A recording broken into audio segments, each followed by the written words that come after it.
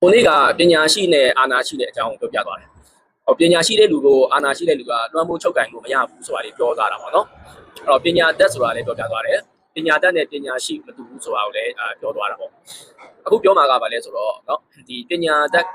ပညာရှိကိုအာနာရှိတဲ့လူကချုပ်ကင်လို့မရဘူးဆိုပေမဲ့ကျွန်တော်တို့ဒီလုပ်ငန်းခွင်မှာဖြစ်ဖြစ်စီးပွားရေးနိုင်ငံရေးမှာဖြစ်ဖြစ်ပညာလည်းရှိမယ်အာနာလည်းရှိမယ်ဆိုရင်တော့ပိုကောင်းတာ။တကယ်တော့နှစ်ခုလုံးလိုအပ်တာ။နော်အဲ့တော့ဒါမှတိုးတက်မယ်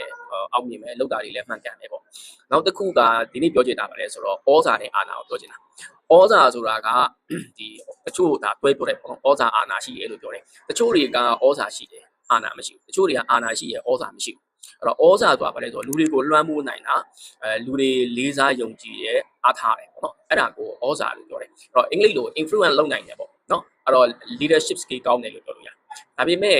အာဏာရှိဖို့လိုတယ်အာဏာကကြတော့ဒါ authority ခေါ်တာပေါ့အဲ့တော့အာဏာရောဩဇာရောရှိရင်တော့ပိုကောင်းတယ်ရှိတယ်ပေါ့အဲ့တော့ဩဇာရှိပြီးတော့အာဏာမရှိရင်လည်း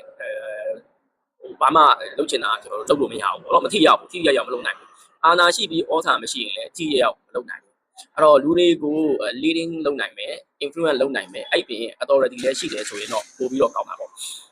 ကျွန်တော်တို့လုပ်ငန်းခွင်တွေမှာတို့မဟုတ်နေပယ်မှာဖြစ်ပေါ့နော်အဲ့တော့ဩဇာနဲ့အာဏာနှစ်ခုလုံးရှိဖို့ကတော့လိုတယ်အဲ့တော့အဲ့နှစ်ခုဖြစ်မှလည်းပြည့်စုံတယ်ပေါ့နော်ဒီဩဇာနဲ့အာဏာကိုကျွန်တော်တို့ကဒီအသုံးချမှရမှာပေါ့နောက်တစ်ခုကဒီအာဏာကိုအလွဲသုံးစားလုပ်လို့ရတယ်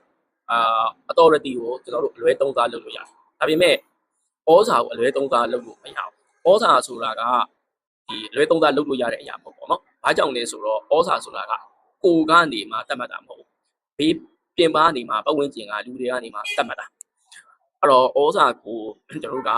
စူးစမ်းလုပ်ယူလို့ရတယ်ဒါပေမဲ့လည်းလိန်ယူလို့မရဘူးပေါ့နော်နောက်ခုကျတော့အလွဲသုံးစားလုပ်လို့မရဘူးအဲ့ဒါလေးကိုဒီကပြောချင်တယ်အဲ့တော့ဩဇာဆိုတာဘာလဲဆိုတော့တမျိုးပြောရရင် position power မဟုတ်ဘူးပေါ့နော်ဩဇာဆိုတာpersonal power ခေါ်တယ်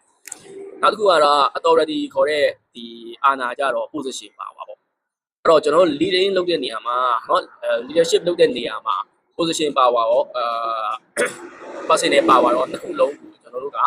အသုံးချမှာဖြစ်တဲ့အတွက်ဒီနှစ်ခုကလည်းဩဇာရောအာဏာရောကလည်းရှေ့ရပြောခဲ့တယ်လို့မျိုးဟိုပညာရှိတဲ့ပြီးတဲ့အခါကျတော့ပညာရှိရဲ့အာဏာရှိရဲ့လို့ပဲပညာရောရှိဖို့လိုတယ်အာဏာလည်းရှိဖို့လိုတယ်လို့ဩဇာရောအာဏာရောကျွန်တော်တို့ရှိဖို့လိုတယ်အဲ့တော့ဒါဒီကိစ္စရက်လေးကိုပြောချင်တာပါအဲ့တော့လုပ်ငန်းခွင်မှာဖြစ်ဖြစ်ကျွန်တော်တို့ဒါဘယ်နေရာဖြစ်ဖြစ်ပေါ့နော်အဲ့တော့ဒီဩဇာရဲ့အာဏာလည်းရှိဖို့လိုတယ်လို့ကျွန်တော်ပညာလည်းရှိဖို့လိုတယ်လုပ်ပိုင်ခွင့်လည်းရှိဖို့လိုတယ်အာဏာလည်းရှိဖို့လိုတယ်နော်